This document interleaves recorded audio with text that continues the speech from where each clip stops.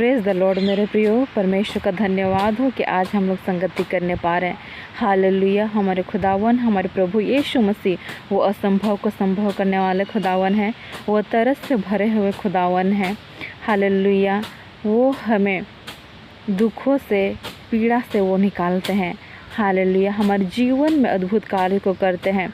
हमारे जीवन में जहाँ आशा टूट चुकी होती है वहाँ वो आशा बनकर आते हैं।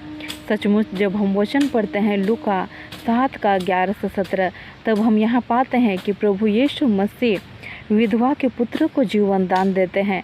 यहाँ हम पाते हैं कि नाइन नगर में जब प्रभु यीशु मसीह जाते हैं वहाँ एक विधवा स्त्री रो रही होती है, क्योंकि उसके इकलौते पुत्र मर जाते हैं और अर्थी में लेकर के उसको ले जाया जा रहा होता है।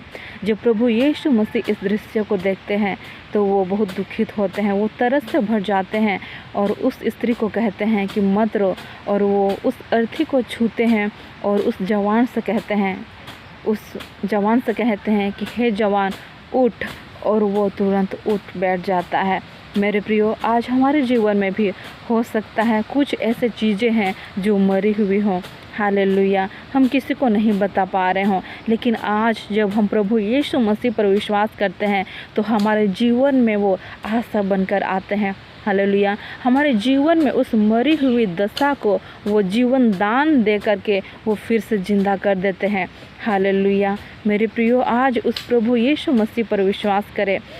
मेरे प्रियो, मैं ये बताना चाहती हूँ कि सचमुच जब हम पीड़ा में होते हैं, जब हम दुख में होते हैं, तो प्रभु यीशु मसीह हमें देख करके वो तरस से भर जाते हैं। हालेलुया। क्योंकि वो नहीं चाहते कि उसके बेटे और बेटियाँ रोए। हालेलुया। बल्कि वो हमें एक शांति, एक अच्छी ज़िंदगी देना चाहते हैं। इसलिए हम प्रभु यीशु मसीह पर ईमान रखें, विश्वास रखें कि वो हमारे जीवन को वो बदल देंगे। हालेलुया। अगर हमारे जीवन में हम सोच रहे हैं कि हमारा कोई सहारा नहीं, प्रभु यीशु मसीह वो हमारे सहारा बन जाएंगे। हालेलुया। जिस प्रकार से उस स्त्री के जीवन में कोई सहारा नहीं था, उसके पति नहीं थे, उसके बेटे की भी मृत्यु हो चुकी थी, लेकिन प्रभु यीशु मसीह ने उसको जिंदा कर दिया। हाँ मेरे प्रियो, आज प्रभु यीशु मसीह आपके जीवन में भी उस नए जीवन को देने जा रहा है। हालेलुया। वो आशा को देने जा रहा है, वो सहारा को देने जा रहा है। हालेलुया। हमारे जीवन में हमारी पीड़ा को कोई समझे ना समझे, लेकिन हमारे प्रभु यीशु मसीह हमारे दुखों को, हमारी पीड़ा को वो देखते हैं और समझते हैं। आमीन। इस वचन के द्वारा परमेश्वर हम सबको आशीषित करे। God bless you.